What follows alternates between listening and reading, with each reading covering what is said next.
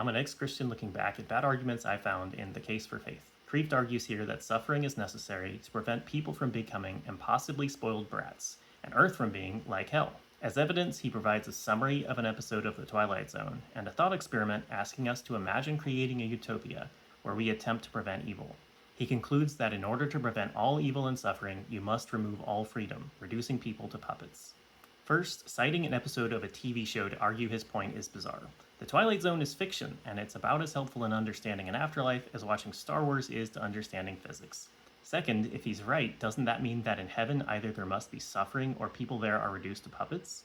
Neither Kreeft or Strobel address this problem, but it was the first thing I thought of when I read this.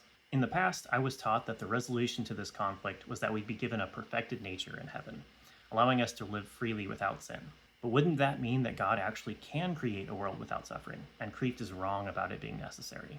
Even if free will meant some suffering was necessary, what about suffering that didn't have anything to do with anyone's will? At this point in my life, I'd had chronic pain and insomnia for 5 years, which greatly impacted my life. Whose free will would have been violated by taking my suffering away?